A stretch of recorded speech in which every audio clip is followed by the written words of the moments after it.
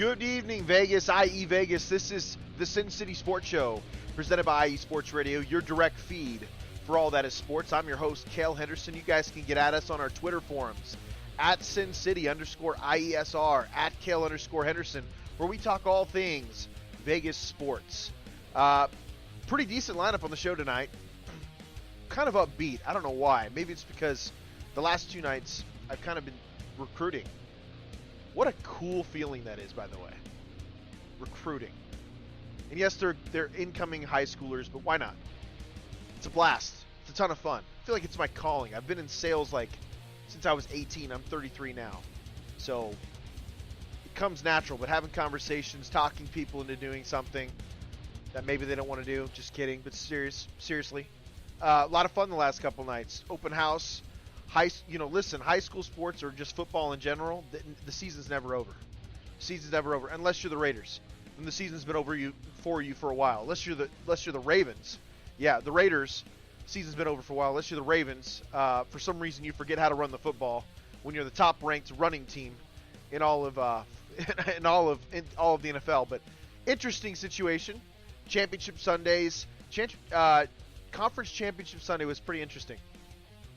I thought it was two very good games.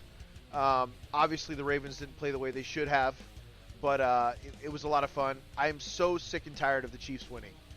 They're so consistent, it's stupid. They're down this year offensively, but defensively they have their best roster they've had since Patrick Mahomes has been a starter.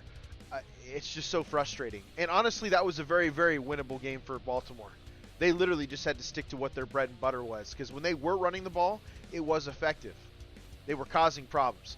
Tan Rodriguez, you must be sick seeing both teams in the Super Bowl. I'm absolutely, dude, Taryn, I am disgusted, okay? I am absolutely just I don't know, man. There were one points like, should I do self-harm? It's a bad joke.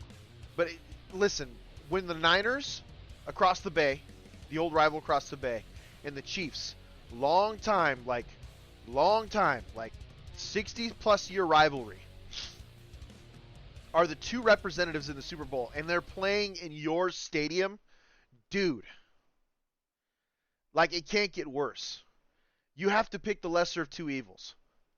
So it comes at no surprise where I'm going to cheer for the Niners, because there is absolutely no way in hell I could be okay with the Kansas City Chiefs, a divisional rival, winning a Super Bowl in my stadium. Ridiculous. The thought is crazy. The fans out there, they're like, I could never be a Niners fan. I could never cheer for the Niners. Dude, I get it. But the Chiefs are a much bigger rival to the Raiders than the Niners ever were. The Chiefs have a possibility of winning a Super Bowl, a divisional rival, someone we have to see twice a year, and a fan base that is probably the most inbred but also arrogant fan base in all of the NFL. They have an opportunity to walk away with a Super Bowl trophy in our stadium, Raiders Stadium, the Death Star, Allegiant Stadium. It's ridiculous. It's ridiculous. The Raiders don't win as much as the Chiefs do in this stadium, and it makes me sick. So yes, I'm gonna cheer for the Niners. Jen, thank you so much for joining the show. Ralph, good to see you, man. Steelers got a great hire, by the way. I think Arthur Smith is a great addition to that staff. He's a really good fit, honestly. So you have Mike Tomlin, then you have a guy like Arthur Smith who's committed to running the football, and he does a great job of setting play-action pass. I just think he proved he just wasn't a very good head coach. That's fine. There's a lot of coaches out there in the NFL that probably shouldn't be a head coach. They should just be play callers. Josh McDaniels is one of them. He's an amazing play caller, right? But when he has to play call and he has to be a head coach, he's horrible. Sometimes it just happens, man. Frank Reich might be one of those dudes. Do I think Frank Reich got a bad deal in Carolina? Absolutely. I think David Tepper might be the dumbest owner in all of the NFL, and that is absolutely crazy because Mark Davis hasn't gotten it right one time since being the owner. And I only say that because we don't know what Antonio Pierce is going to do yet. I'm just being realistic with you guys. Mark Davis is a joke. He's an absolute joke of an owner. It wouldn't surprise me. It wouldn't surprise me if the NFL is secretly plotting ways to get rid of him. No joke. Because the Raiders haven't been successful since he showed up. Business-wise, they have. When you go from $970 million to $6.8 billion net worth by moving to Vegas and bringing your business to Vegas, yes, he deserves a ton of credit for that. Because the league wanted him to stay in Oakland. I think he truly wanted to stay in Oakland too. I really do. It was just they couldn't work with the city. Look at what happened with the Oakland A's. They couldn't work with the city either. I just think their priorities are in a different spot. That's fine. It's fine. It sucks that we no longer have the black hole, but it is what it is. The Vegas is Vegas. Did you guys see the ticket prices for the Super Bowl? Like some of the cheapest tickets that people can find are $8,500. $8,500 are the cheap seats, the nosebleeds. That's crazy to me. Some of the tickets were going as high as $2.3 million. Yeah, Adam said starting at 7K. I saw a report earlier today on ESPN, 8.3K.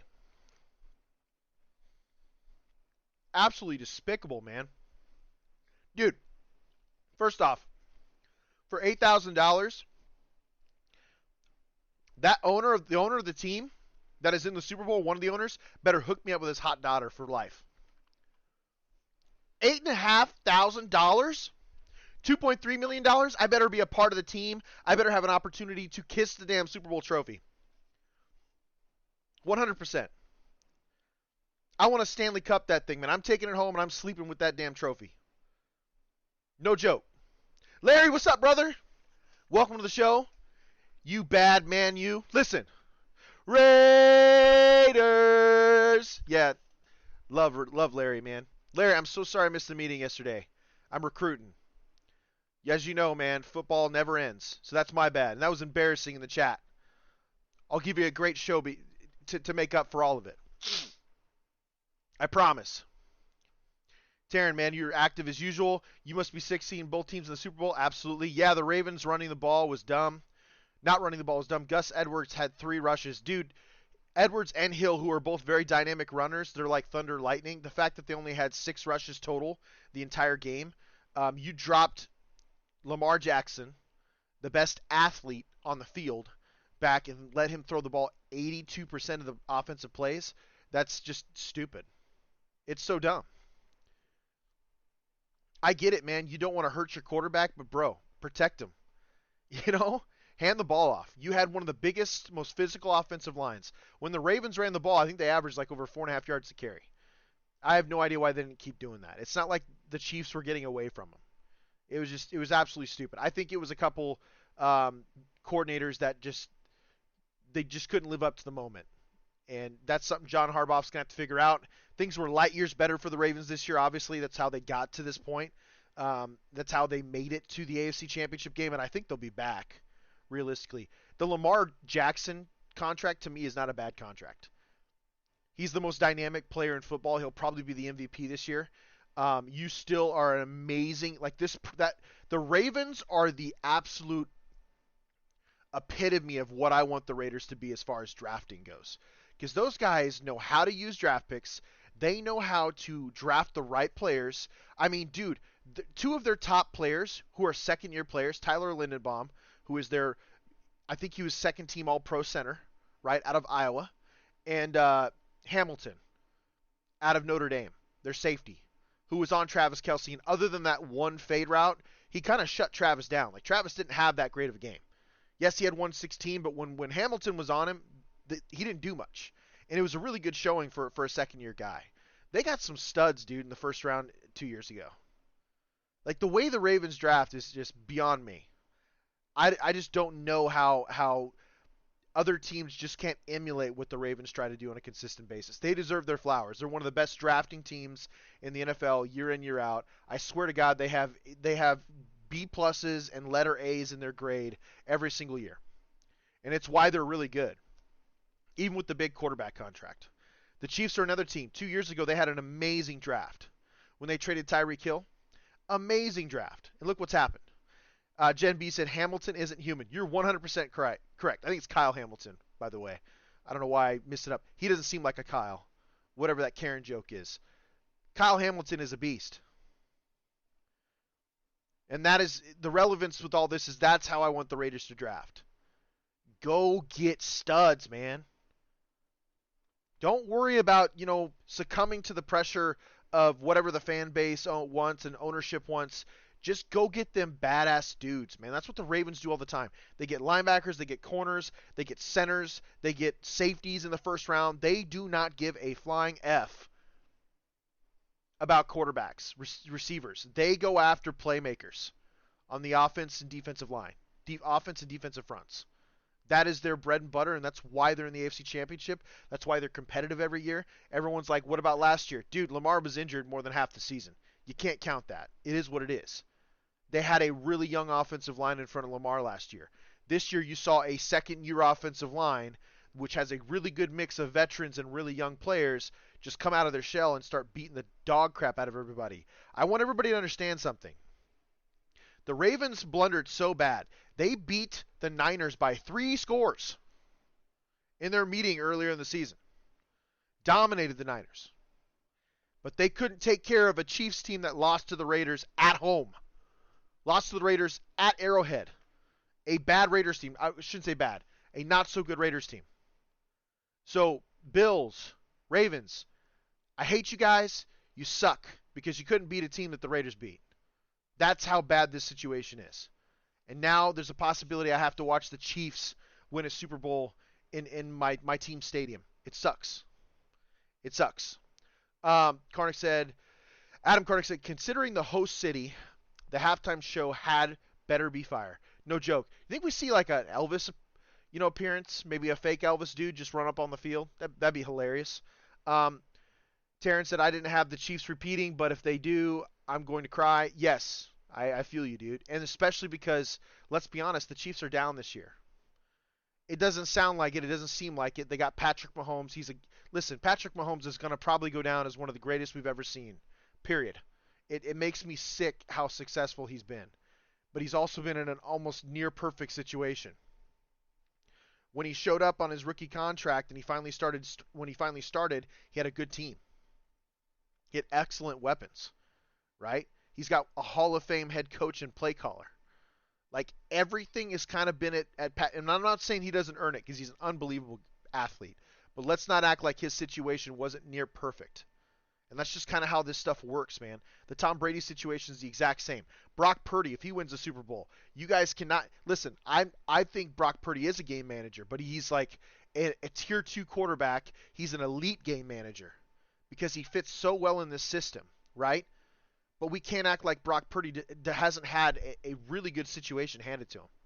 Like, this Niners team has all pros everywhere. They do. They have all pros everywhere offensively and defensively.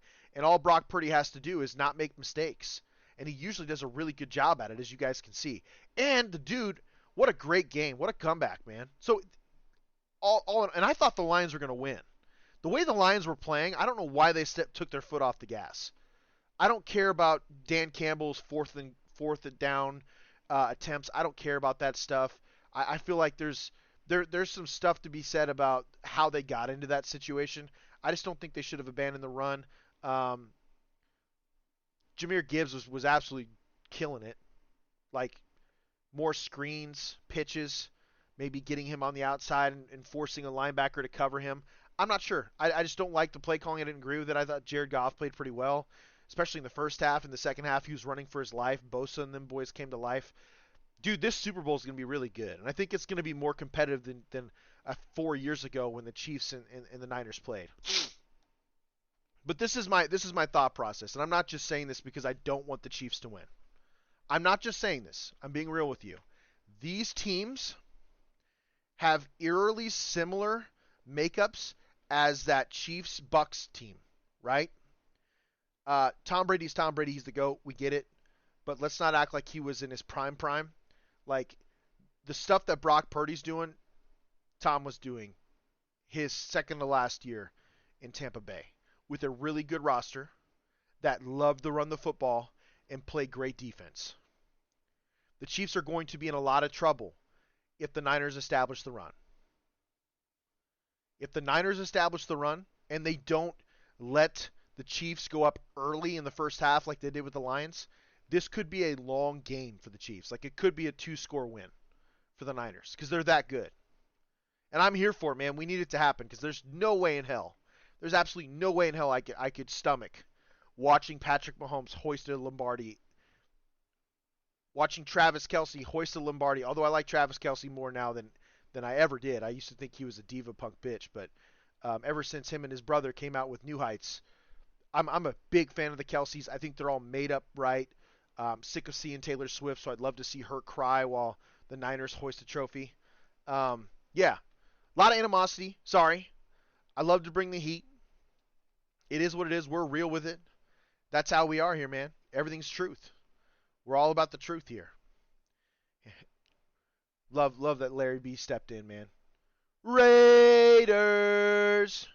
We're going to talk about them in a little bit. We're going to go to a quick break. We're going to go to a quick break. When we get back, we're going to dive into the Golden Knights. UFC had a great announcement. I don't know if it's 100% confirmed yet, but I hope it is because Conor McGregor kind of opened his big mouth. And then the Raiders GM situation. Sorry, apologies. The Raiders OC situation is getting more and more interesting as it goes. But I have a lot of faith in what's going on. I was on the fence with Antonio Pierce because I was upset that the Raiders didn't even try to interview Jim Harbaugh.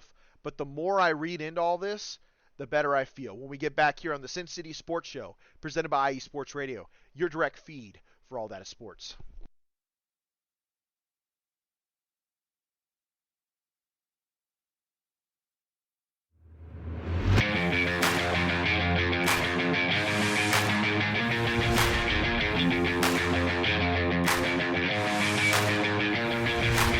What's happening, sports fans?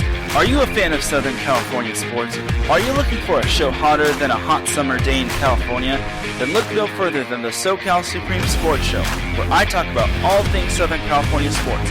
That's right, all sports teams from Southern California.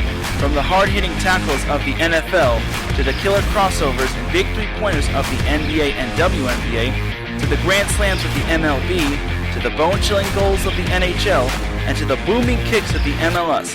The SoCal Supreme Sports Show has it all for you. Oh, and let us not forget about the college sports as well. So join me, Taryn Rodriguez, every week here on IE Sports Radio, your direct feed for all that is sports.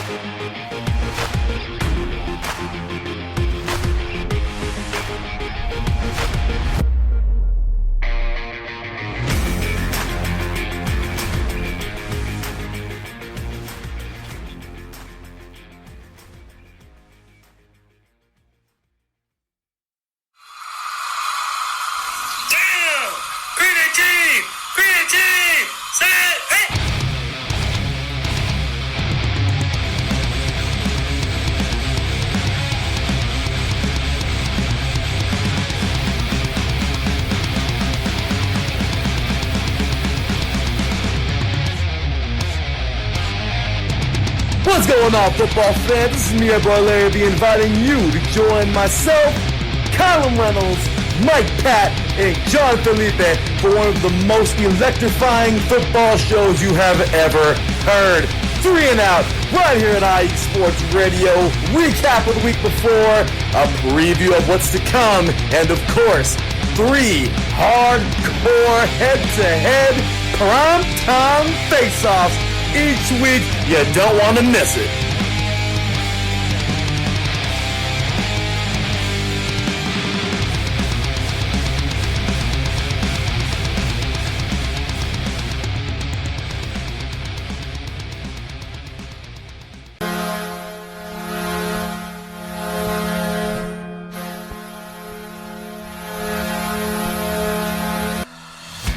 Hockey fans, I'm Adam Kernick. And I'm Zach Puplis. Together, we are the newest version of Hockey Talk on IE Sports Radio, The Neutral Zone. Zone. We love hockey, but we also know it's not everyone's first sport. So we want to make this show as much for new fans as for the diehards. Whether you can name all the Swedes on the 08 Red Wings Stanley Cup team, or if you can't tell if Varlamov is a goalie or the latest trendy vodka, we're here to help. With facts, figures, and outrageous fans, we bring you all the hard-hitting hockey news you can handle, while still keeping it fun and on the rails. Well, mostly.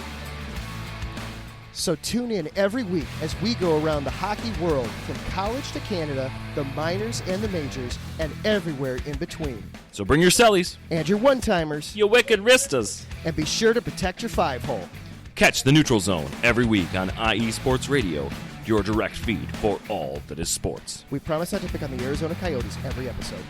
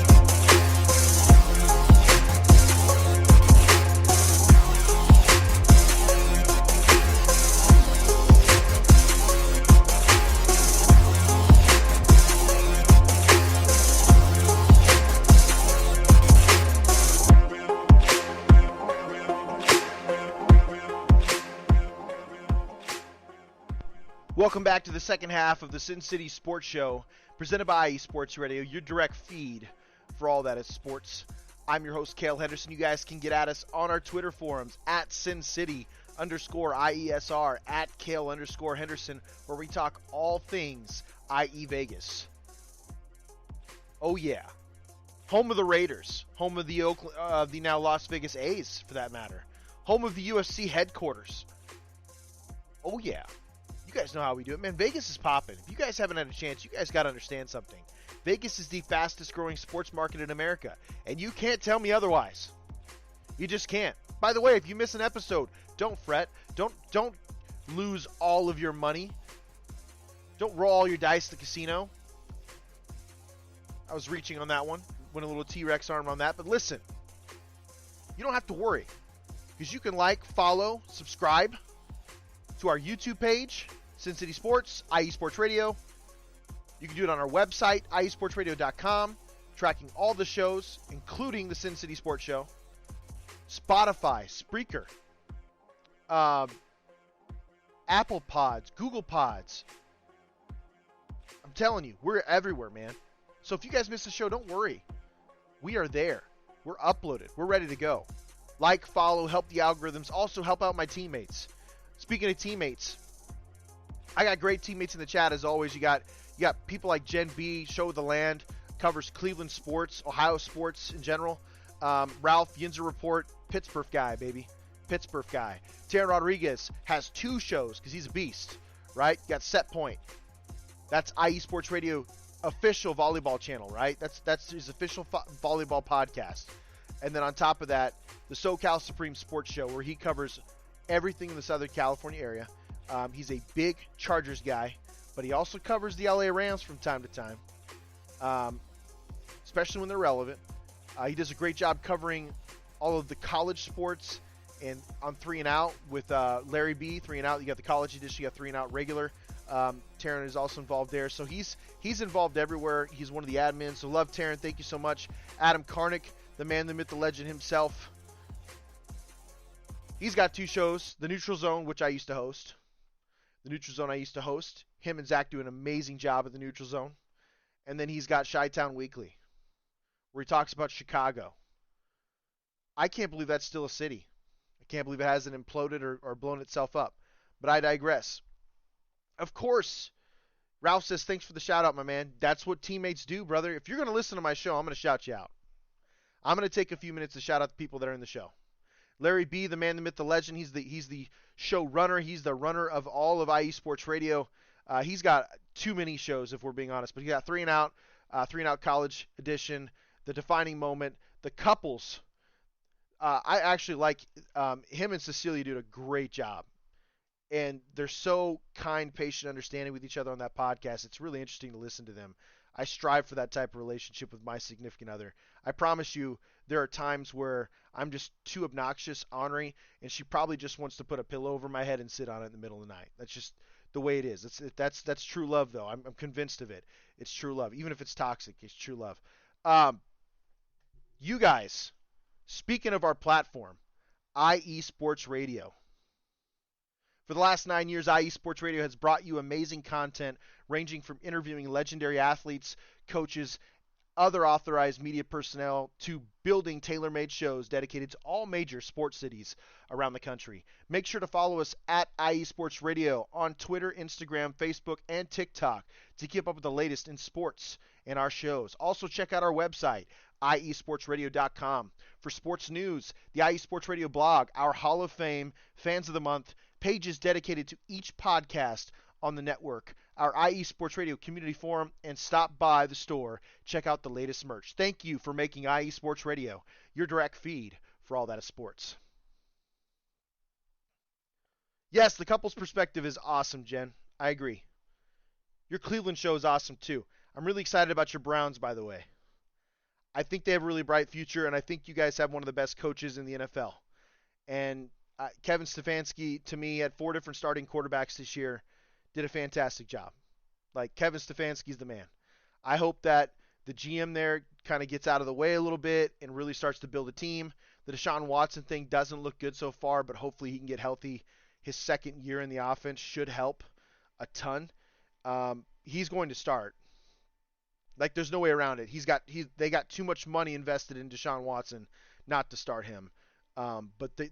I think they need to do. Kevin has to do a better job of fitting the offense around Deshaun's skill set just as much as Deshaun, right? Deshaun has to do a better job of understanding the ins and outs, the nuances of Kevin Stefanski's offense, because when that offense is purring and that defense is playing the way it is, they're a contender, man. The Browns are a good football team. They just happen to be in a tough division with the Baltimore Ravens, who seem to just be getting better year in and year out. But that's because they land every draft pick. Like, let's be honest.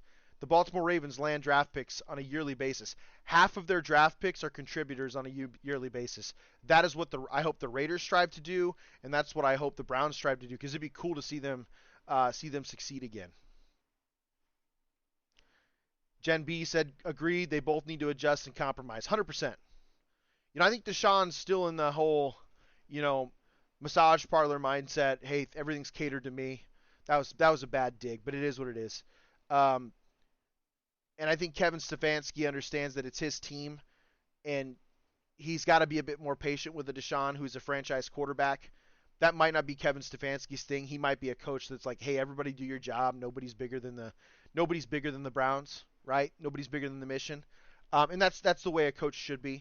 But they have to find a way to come together, because Deshaun has talent. It's not like he forgot to play. Like, that whole suspension thing, I get it. It was bad. But it's not like he forgot to play. Deshaun Watson could still sling the football. Nick Chubb will be back. You guys will be fine.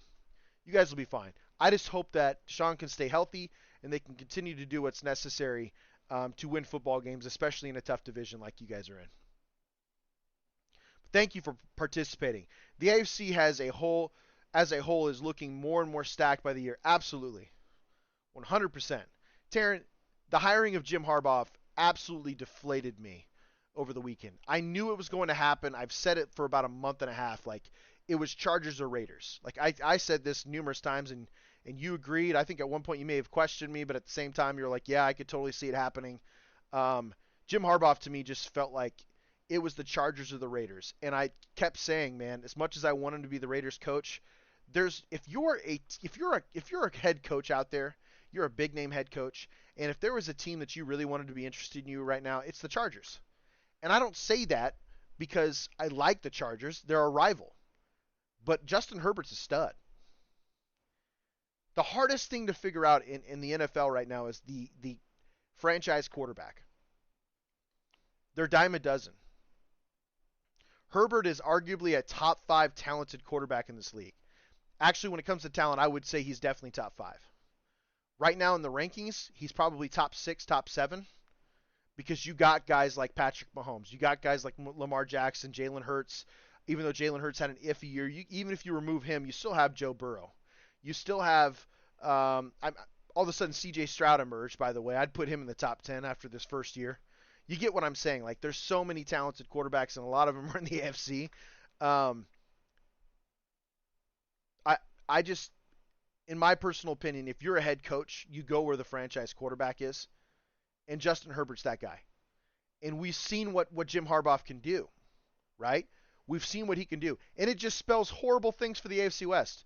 I don't think the Chiefs are a better organization now than what they were before. Are they winning really well? Yes, they're playing good games. They are. Their defense is at an all-time high. But they're paying their quarterback a lot of money. And they're going to have to start paying some of these offensive linemen. For F's sakes, their center's a two-time All-Pro now. Guy they got in the second round, I think it was, Creed Humphreys. They're going to have to pay him soon. So a lot of things are going to fall. The Chargers are in a position where they just got to fix their cap. They got to let Jim Harbaugh grow Herbert like he did with Alex Smith, like he did with Kaepernick. And I promise you guys are going to see some really good football teams in L.A. Not just the Rams. Like, what a great showdown that would be, by the way. The Rams and the Chargers becoming rivals, considering they share a stadium. That'd be dope. But Harbaugh's a big name, man. He's perfect. He's perfect to be alongside McVay to soak up that attention in L.A. And yeah, I was a bit hurt. My ego was a bit hurt.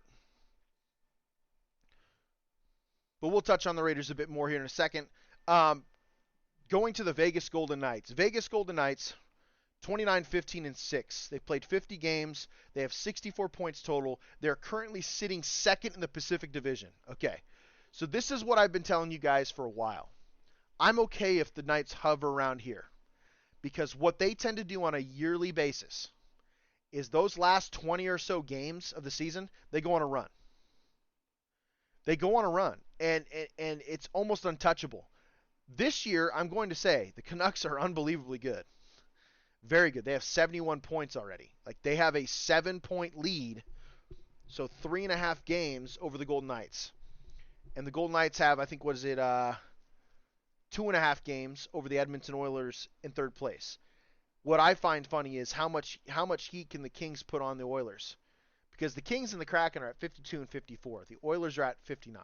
So there's there's not much space between third and fifth. That should be interesting these last 30 games, essentially. These last 32 games. But top teams right now are the Canucks and the Bruins. The Canucks, it's about time. Right? It's about time a Canadian team becomes a contender. It would be interesting to see if that'd be the Canadian team to win it because they're the Western Canadian team. They might as well just be a West Coast American team, but they're not. They're they're Vancouver. So that'll be interesting. I like it. I like it a lot. I'm a big Vegas Golden Knights fan. You guys know this. I'm a big Anaheim Ducks fan. But to see the Canucks and that young talent really grow is pretty fun. And it's fun watching them play hockey. And they play hockey very well. The thing that's kind of funny is this records are nearly identical at home. So the Canucks are 18-4-2 at home. The Golden Knights are 18-5-2. That's crazy. The difference between the two teams is the Canucks have won 4 more games on the road than the Golden Knights. If the Golden Knights have 4 more wins, they're in first place. By a point, but they're still in first place. Like, that's the margin of error in the NHL right now, and it's crazy. Edmonton is hot. Yes. Edmonton is hot. Edmonton is hot, but they're still in third place. Again, 2.5 games, that's not easy. Adam, especially when the teams ahead of you are really good and they're deep. Vancouver's fun. Canucks, until the Canucks lose, then the riots start. Oh, I mean, it is what it is. Canadians should be used to riots every year because they haven't. What is the Canadian NHL championship or Stanley Cup drought right now, Adam? Wasn't it around like 20 some years? You'll know better than I will. It's just kind of incredible. They've centered their entire identity around hockey in Canada, and they just can't seem to put together a championship team in the NHL. I want to say the Canadian Stanley Cup drought is in the 20s. I could be wrong. And I think Maple Leafs were that glimmer of hope for Canadians for a long time. Edmonton is super hot. Columbus just left there a few days ago. Yep. What an interesting team Columbus is. I had a buddy who's a big Columbus fan. Big Columbus fan. 15, 24, and 10 Columbus is. Oof. They're on track. They're fighting for that first overall pick, huh? With the San Jose Sharks and the Chicago Blackhawks. Ooh. But hey, the top, what is it, the bottom 5 in the NHL have a lottery? They have the opportunity to win the lottery and get the first overall pick. I think that's one of the coolest things ever. The NFL should do that. Straight up. Because right now, if you're the worst team and you want to tank, you can tank. I like the idea of a lottery. That'd be super, super cool. If the bottom 5 teams in the NFL had to do a lottery, I feel like more teams would do better. Seriously. Yeah, the Vegas Golden Knights are killing it, guys. They're playing really good hockey. They're playing solid. They're getting healthy at the right time. Marchessault had his, I think it was like 20th hat trick in his career already, which is unbelievable. He's got 25 goals in the season. Mark Stone's got 34 assists. He's got 49 points total. This might be another year where we don't see it. We don't see a player of the Golden Knights. 33 years in Canada, Adam. 33. Edmonton in 1990. That is incredible, considering the sport basically started in Canada. It's nuts. Absolutely nuts. I cannot believe that, dude. 33 years? Woo. Dude, Canada's cheering for Vancouver right now. The full nation is cheering for Vancouver. There's no way they're not. No way they're not. A lot going on with the Golden Knights, though. I'm hoping they get healthy. Adin Hill's finally healthy. Adin Hill is 12-2-2 as a starter. If he stays healthy, I am very confident that the Golden Knights go on a run. I'm very confident. A 12-2-2 record, you allow less than 2 goals a game on average. Your save percentage is like 93.6, so nearly 94%. Adin Hill's disgusting. If he stays healthy, this Golden Knights team will go deep. And honestly, if I'm the Golden Knights, I don't even press for the first overall first seed. I just continue to get healthy, play as solid as you can the rest of the year. That way you know that your team has got fresh legs, because I'm sure they're feeling an effect considering they played deep in the postseason last year. They got fresh legs. They got a fresh goalie, because that goalie matters in the NHL playoffs, man. It's huge. Having one of the top goalies matters. So I fully expect the Golden Knights to be in the playoffs. I expect them to get past the first round at least. We'll see what happens after that, but as long as they get healthy, they're still going to be a really good hockey team. Especially, they could be the West representative. I mean, I think the Canucks might still be too young. They're explosive. They play really well, but they're still a possibility. They're just not it yet. It's not their year. I really believe the Golden Knights could be that team. Conor McGregor got on TikTok, got on Twitter, announced that he has a fight June 29th against Michael Chandler. That's huge news. That'll happen in Vegas. Big time news. It's about 5.5 months from now. Conor McGregor, this will be his first fight back, I think, since the man, it's been a while. I mean, the guy literally just had a trailer drop of Roadhouse. He's going to be the villain in Roadhouse with Jake Gyllenhaal. He's got to get off the juice a little bit. You can tell he was on the juice doing that show because he bulked up a lot. And he made I don't know if it's a joke or if he's serious and if it's confirmed, but he said 185 is the weight. I don't know, man. That's pretty big for a couple guys that aren't used to being that big. We'll see what happens. I mean, they could walk around at 180 and just have to cut to that 155. That's kind of how, John Jones does it. When he was in the 205, he would walk around at 240 and cut to 205. And John Jones is a native of Vegas, so he understands how that goes. Vegas fight scene, baby. I would still like to know more information on the John Jones Stipe. Once you guys know that, I will bring it up on what happens in Vegas, because you guys know how much I'm a big John Jones fan. I get that he had his problem. I don't like all the crap he gets on Twitter. I mean, he's earned it, but I don't like it. It is what it is. I hate the beef between him and Daniel Cormier. That has gotten so old.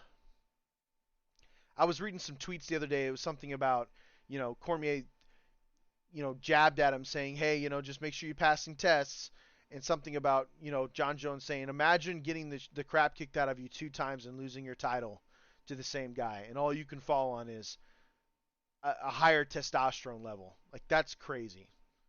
Because one of it was drugs, right? Because he had cocaine in his system, something like that. The other one was performance enhancing, something like that. But regardless, Cormier got his ass kicked both of those fights. John Jones is just a better fighter. Cormier is an excellent wrestler. He could strike. He had heavy blows, but he wasn't a John Jones guy. So that beef back and forth, it's gotten old, but it's getting juicy again. It's pretty interesting. So I'm looking forward to hearing more about the John Jones and Stipe, but it is exciting to know that Conor McGregor should be making a return June 29th in Vegas against Michael Chandler. That'll be a good fight. I don't know if the two of them are probably past their prime. It is what it is. It is what it is. They're probably past their prime, but that's fine. No big deal. You guys know how it is. Moving on to the Raiders, folks. Got a lot going on with this Raiders team. It's been quiet in the sense that, so this is what we're looking at. We know that the Raiders hired General Manager Tom Telesco. Tom Telesco had a ton of experience as the Chargers guy. He was also a Bill Polian disciple for the Colts. Tom Telesco has a history of picking franchise quarterbacks. He helped Bill Polian select Peyton Manning. He was a voice of reason when they were running back and forth between Ryan Leaf and Peyton Manning. And it's been known by Bill Polian, although he made the final decision, Bill Polian credits Tom for being a voice of reason and saying, hey, Peyton's the guy. And he landed Justin Herbert. A bunch of teams passed on Justin Herbert, if you guys may remember. A few teams passed on him that shouldn't have, because he was an elite talent. And he's done really well for the Chargers. So I like Tom Telesco. I think he's got a history of drafting well. Like, you can see all the studs that are on the Chargers roster. Say what you want about the roster, they just can't stay healthy. I'm going to come out and say I think the Chargers are cursed. I have a hard time thinking that. Otherwise, because it seems like their main players are hurt all the time, and it's crazy. And what's even crazier, so like guys like Eric Weddle, super tough dudes. Like, they're like the Iron Men of football, right? Unbelievable career in San Diego. Gets hurt, goes to the Ravens, plays a couple seasons, not a single injury. And he retired in good health. Like, what is going on in those facilities? It's just kind of crazy to me. But regardless, they have a new start. Jim Harbaugh, huge. I think that's unbelievable for Justin Herbert. This whole division just got so much tougher, man. So much tougher. And this is one of the things I was talking about, and we'll get into this a little bit, because I said, hey, I have some confidence brewing for Antonio Pierce, and I'll tell you why here in a second. But you have to play Andy Reid twice. So Antonio Pierce is going to have to be on top of his game, 6 times a year, because Sean Payton's a Hall of Fame coach. Say what you want. His offenses have outputted, and he's a Super Bowl champion. Andy Reid, top 3 coach all time, if not top 2. I mean, you'd have a hard time arguing with me on that right now. Bill Walsh is one of the only guys I could think of that might be above Andy Reid. And then of course there's Bill Belichick, right? But Andy Reid is definitely a top 3 coach all time.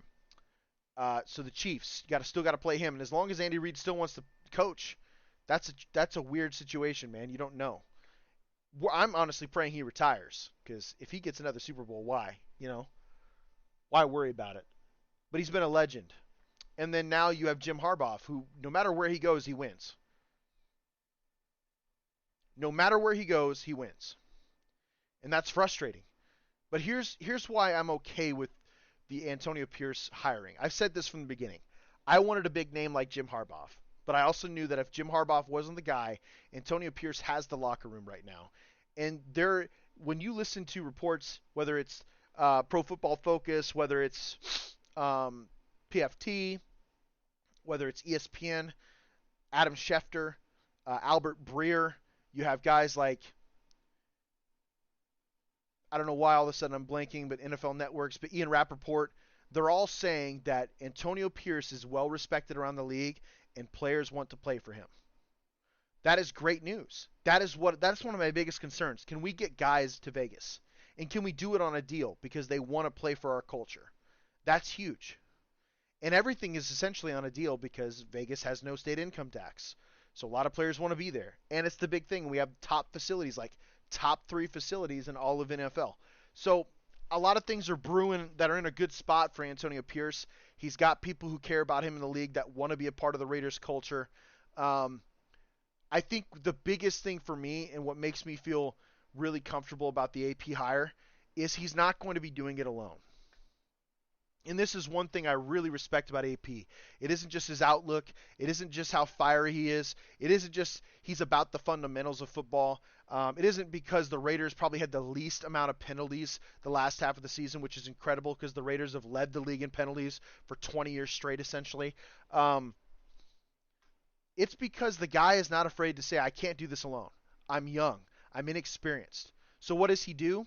He hires Marvin Lewis, former head coach of the Cincinnati Bengals for a decade plus.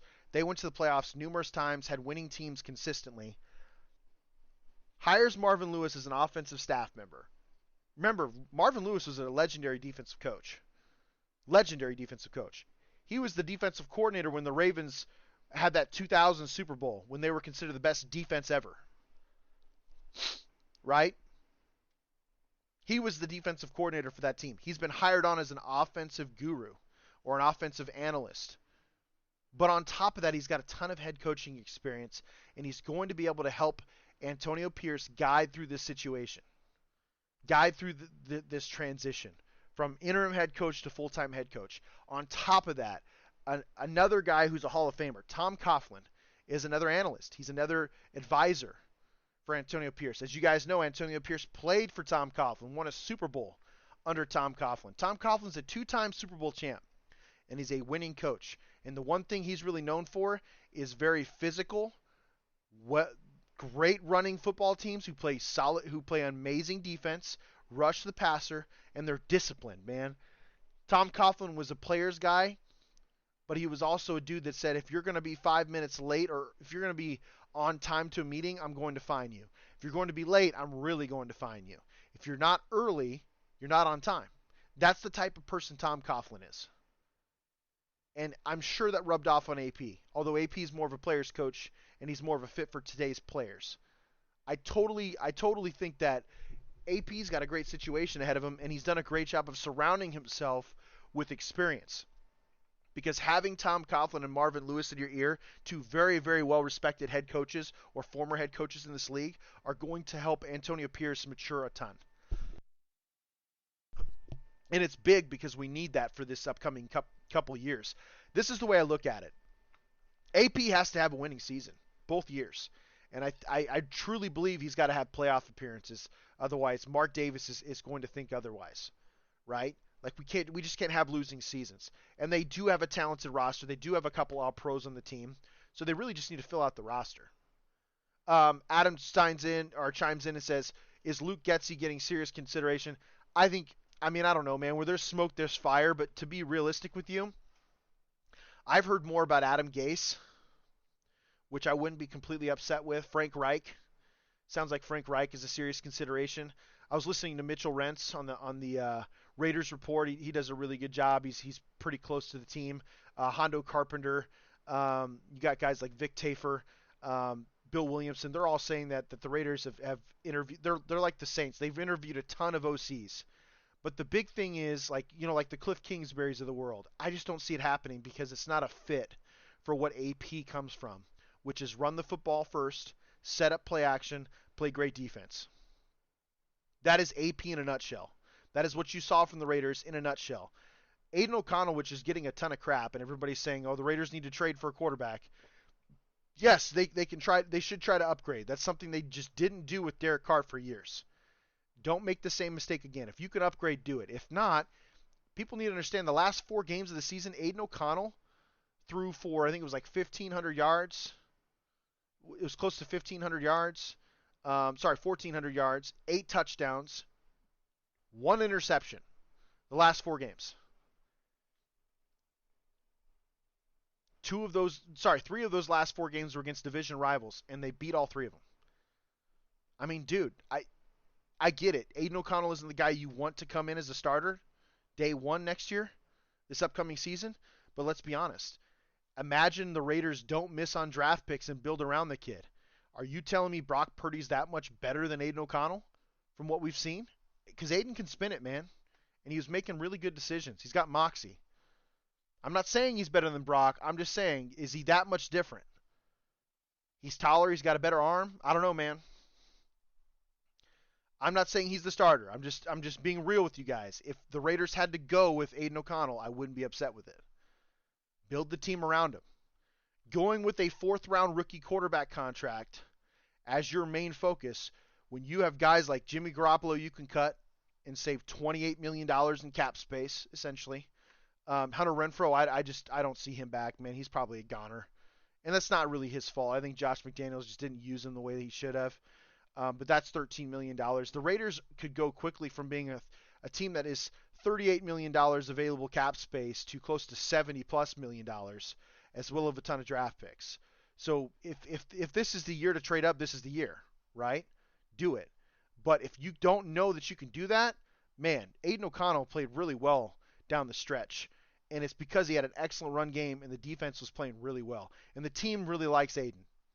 So Jen chimes in, says, I thought he played better the longer he was the starter. He could be in a worse quarterback situation. The Raiders could be in a worse quarterback situation.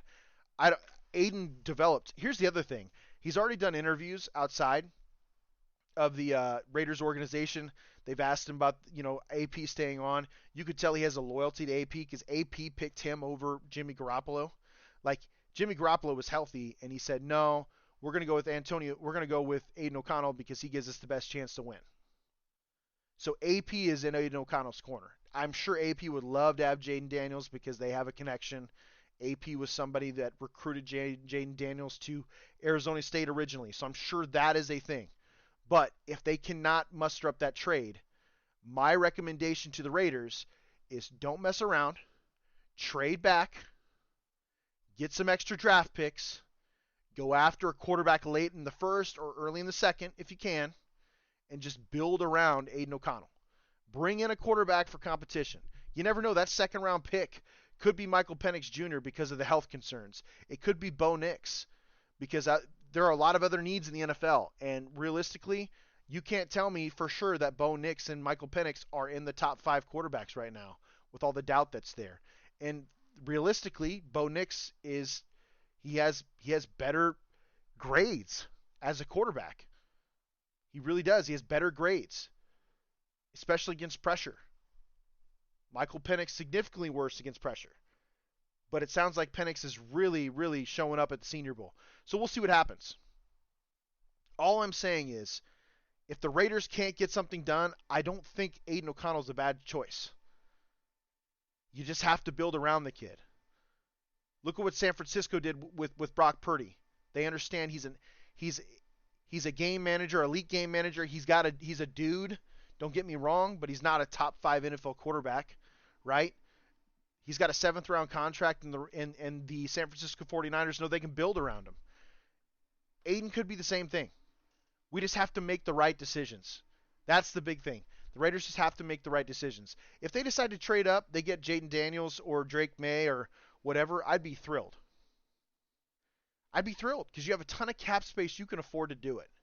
And you have pieces in the place. You can afford to give up some of the draft capital. The problem is the Raiders have been so bad at drafting that I really believe that they do need to spend the next couple drafts of hitting draft picks so that way they have a deep team moving forward. Otherwise, you're putting a rookie quarterback in a bad spot. Give them Badgett in the number 1 pick. Yeah, no joke. I want his arm wrestling dad in the booth for the Raiders. I'm just kidding. In the booth during game doing play-by-play. That guy was hilarious. That ESPN short with Tyler Badgett's dad, that dude was hilarious. My mock draft, you guys, I don't know if you guys get a chance, just go to our profile there, Sin City Sports, Sin City __ IESR. I did a mock draft for our team. Oh, of course, this is going to be a pain in the butt right now. So my mock draft was I couldn't find a good way to get up to number 4 or number 3, they just wouldn't accept a trade. And I think sometimes it's just part of the simulation. So I traded back. I was able to trade back to number 29 with the Detroit Lions, who are looking to trade up because they're in a position where they're win now. So they're okay with trading up and getting an impact player that they're looking for, right? Traded back to 29. I did the comparisons between Michael Penix and Bo Nix. Bo Nix just was better under pressure. Michael Penix is taller, a little bit more weight. It's kind of splitting hairs. Michael Penix was a Heisman finalist. Bo Nix was a baller, dude.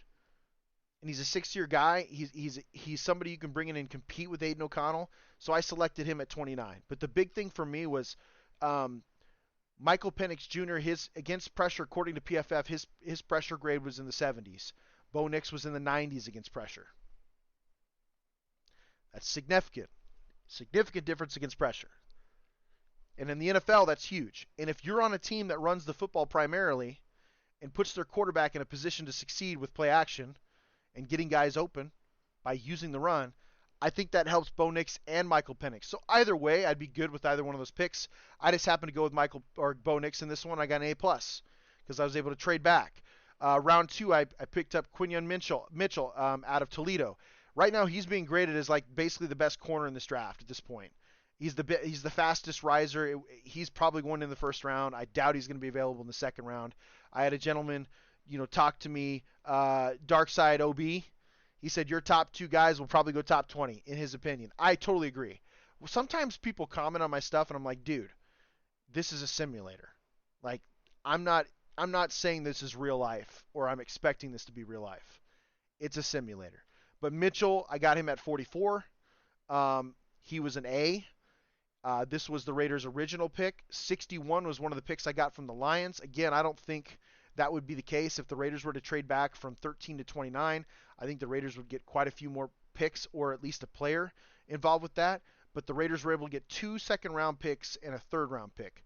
I think it would be slightly more, to be honest with you, if they had to trade back 16 spots. Third pick, round 2, 61. This was with Detroit Lions pick, T'Vondre Sweat out of Texas, one of the highest run grades against the run. He's got plus pass rush, right?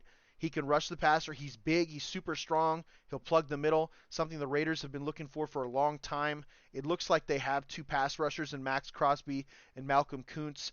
Tyree Wilson, the rookie from last year pass rusher that Dave Ziegler and them drafted, he stepped in, played a little bit of D tackle last year and actually did really well. So it wouldn't surprise me if you see a really good rotation of interior defensive linemen, and Tyree Wilson being one of them. But T'Vondre Sweat is just a big dude. He's like 6'3", 340 pounds. Like he's going to be really hard to move for a lot of offensive linemen because he's going to be the size of a lot of offensive linemen. He's going to take on double teams. So T'Vondre Sweat was the guy I went for there. Javon Bullard getting safety help. Nothing wrong with that in this defense. Patrick Graham uses safeties a ton. Trayvon Moehrig really got a lot better this year, but let's be honest, I don't know what happened with the safety product at Georgia. Maybe it's because he was buried in the depth chart. It's never bad to have competition and special teams guys. So I was good with Javon Bullard in the 3rd round. Then my next 2 picks were guards, man, because I really think that if the Raiders are going to be successful moving forward, they have to rebuild the trenches. Their offensive line has to get better. They were one of the worst teams against pressures last year. The last couple years.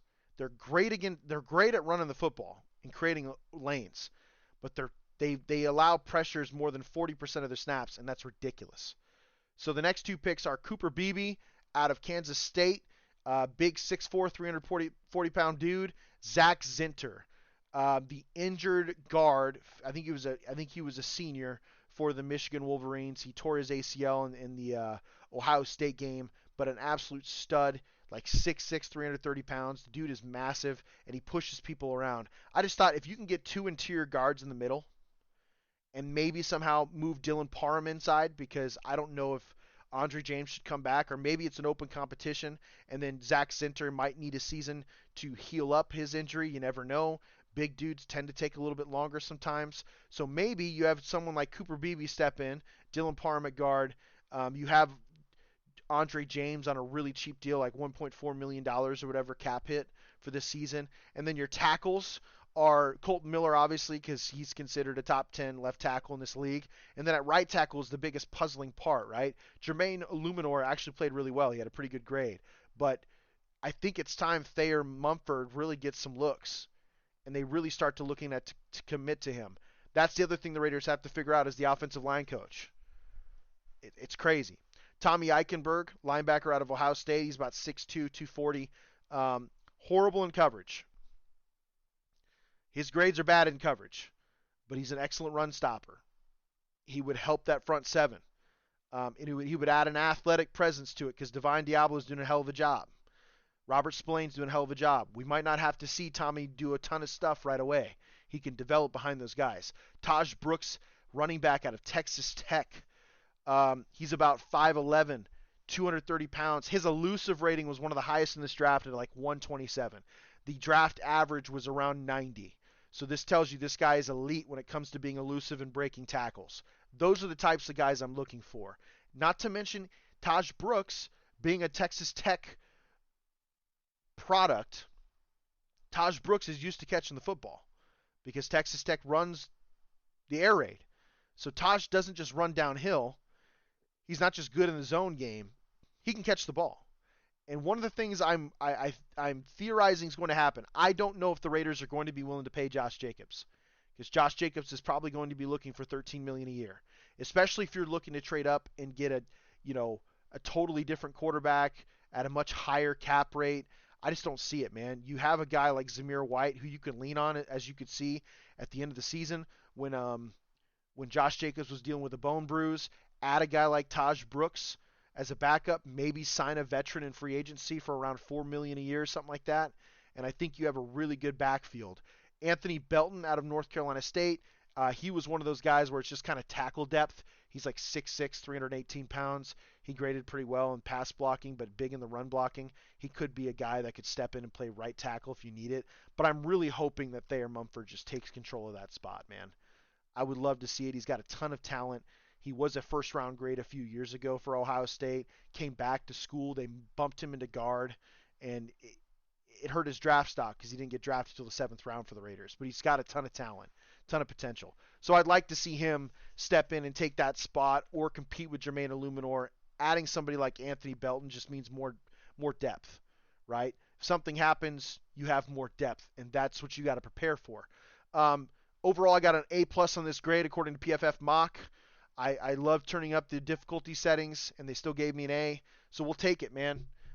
Second mock draft, and we had a trade back, which I'm okay with. If the Raiders can't find a way to trade up, man, trade back, get more assets, and build around the young quarterback on the team, but bring in competition where you can.